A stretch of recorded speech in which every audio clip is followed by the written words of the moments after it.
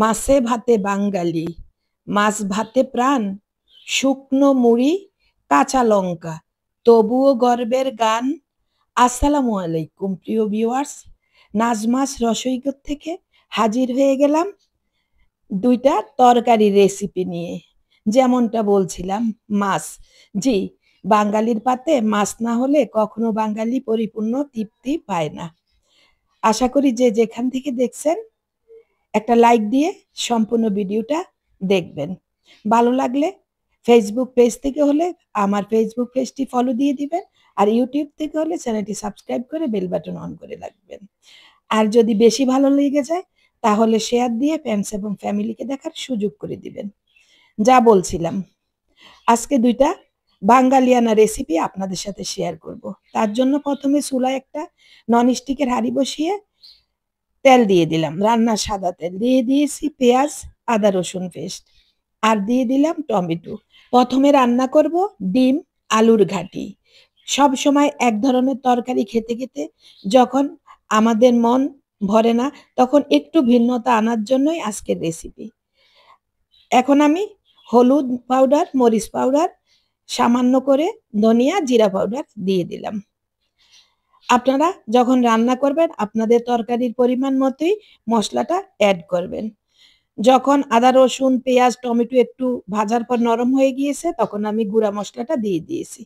1 মিনিটের মতো ভেজে দিয়ে দিলাম হাফ কাপ গরম পানি। একটা কথা মনে রাখবেন প্রিয় ভিউয়ার্স, রান্নাতে গরম পানি সবসময় ব্যবহার করার চেষ্টা করবেন। এতে রান্নার স্বাদ বহুগুণে বেড়ে যায় এবং রান্নার প্রসেসও ঠিক থাকে। যখন পানি শুকিয়ে এসেছে, এখানে আমি হাফ কেজি আলু সিদ্ধ করে নিয়েছি, ছোট ছোট আলু। এখন আলুটাকে এভাবে হাত দিয়ে চেপে চেপে ভেঙে দিব। একদম আধা ভাঙ্গা করব, ফুল ভাঙ্গা করব না। রান্না করতে করতে আরো ভাঙ্গা হয়ে যাবে। এখন আলুটাকে তেল মশলার ভিতরে দিয়ে 2 থেকে 3 মিনিট এভাবে আমি ভাজতে থাকবো। ভাজতে ভাজতে একদম একটা আঠালো ভাব চলে আসবে। এতে করে আলুর ভিতর মশলা ঢুকে যাবে। এখন দিয়ে দিলাম পরিমাণ মতো গরম পানি। গরম পানি দিয়ে ভালোভাবে নেড়েচেড়ে পানির সাথে মিশিয়ে আমি ঢাকা বন্ধ করে রান্না করে নিয়েছি 5 মিনিট। 5 মিনিট পর আমি 3টা ডিম নিয়েছি। ডিম 3টা ভেঙে আমি একটা একটা করে এক সাইডে ডিম 3টা দিয়ে দিলাম। এখন আমি ঢাকা দিয়ে আরো 5 মিনিট রান্না করে নিব।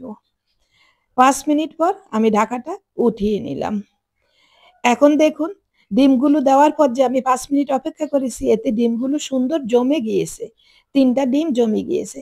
এখন ভালোভাবে আমি হাতল দিয়ে নেড়েচেড়ে মিশিয়ে দিলাম। এখন আলুর কিছু অংশ আস্ত ছিল সেটাকে আমি হাতল দিয়ে চেপে ভেঙে দিয়েছি। নাড়তে নাড়তে যখন একটা ঘন ভাব চলে এসেছে তখন আমি একটা ফোড়ন দিয়ে দিব এই ডিম আলুর ঘাটিতে। আর এই তরকারিটা যে কি মজা আপনাদেরকে আমি বলে বুঝাতে পারবো না।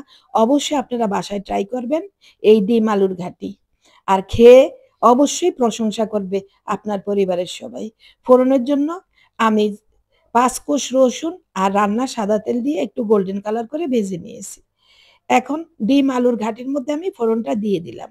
আমাদের মা চাচিরা সবসময় দেখতাম রান্নার শেষে এরকম ভাবে ফোড়ন দেয়। এই ফোড়নে নাকি রান্নার স্বাদ আরো বেশি হয়। আপনাদের কি জানা আছে? থাকলে কমেন্ট করে জানাবেন। মা চাচির কাছ থেকে শিখা রান্নাগুলোই আপনাদের সাথে শেয়ার করি। এখন দিয়ে দিলাম 4-5টা কাঁচামরিচ মাঝখান থেকে ফালা করে। আর দিয়ে দিলাম ভাজা জিরা পাউডার। আমার মা, চাচি, নানি, দাদিদেরকে, খালাদেরকে দেখতাম এভাবেই রান্না করত।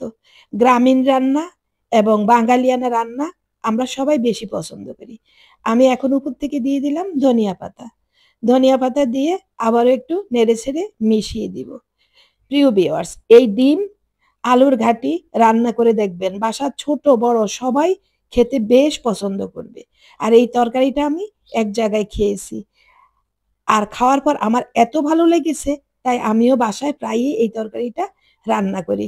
এই যে দেখেন ডিমগুলো আস্ত। যাক, আমার ডিম আলুর ঘাটি রান্না কিন্তু শেষ। প্রথমে বলেছি আমরা মাছে ভাতে বাঙালি, মাছ না হলে কি হয়। এখানে আমি হাফ কেজি লইট্টা মাছ নিয়েছি। লইট্টা মাছ কুটে ধুয়ে পরিষ্কার করে একদম পানি ঝরিয়ে নিতে হবে, কারণ লইট্টা মাছের ভিতরে অনেক পানি থাকে। আমি ননস্টিকের হাঁড়িতে মাছটা দিয়ে দিয়েছি, চুলা কিন্তু অফ। উপর থেকে বেশ কিছুটা টমেটো দিয়ে দিলাম। এখন দিয়ে দিলাম পেঁয়াজ। পেঁয়াজের পরিমাণটা একটু বেশি দিতে হবে। রান্না সবাই পারে। তবে আমি কিভাবে রান্না করছি সেটাই আপনাদের সাথে শেয়ার করছি। হয়তো যারা নতুন বা ব্যাচেলর তাদের অনেক কাজে আসবে।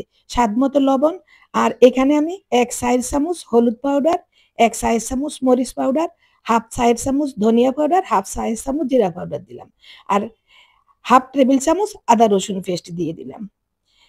এখন আমি উপর থেকে দিয়ে দিব রান্নার সাদা তেল। চাইলে আপনারা এখানে সরিষার তেলটাও ব্যবহার করতে পারেন। আমি একদম সহজ রেসিপি দেখালাম যেটা আমাদের সবার ঘরে কম বেশি সবসময়ই থাকে। আর লইট্টা মাছ খুবই একটা মজার মাছ যদি রান্না করা যায়। এখন সবকিছু ভালোভাবে আমি এভাবে মেখে নিব। একদম ভালোভাবে কিন্তু মিশাতে হবে। দেখেন এখনই মনে হয়েছে যেন লইট্টা মাছটা রান্না হয়ে গিয়েছে। জি, এভাবে ভালোভাবে হাত দিয়ে মেশাতে হবে। তারপর চেপে, চেপে দিলাম আমি। চারদিক থেকে ভালোভাবে চেপে দিলাম। এখন আমি উপর থেকে বেশ কিছুটা কাঁচামরিচ ছড়িয়ে দিলাম।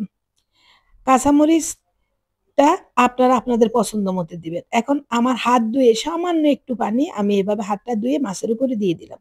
লইট্টা মাছে কিন্তু প্রচুর পানি থাকে। ঢাকা দিয়ে আমি ১০ মিনিটের মতো রান্না করেছি। ১০ মিনিট পর ঢাকাটা উঠিয়ে নিলাম। এখন কিন্তু হাতল দিয়ে বেশি নাড়াচাড়া করলে লইট্টা মাছটা ভেঙে কাঁটা বের হয়ে যাবে। লইট্টা মাছের কাঁটা বের হলে খেতে কিন্তু ভালো লাগে না।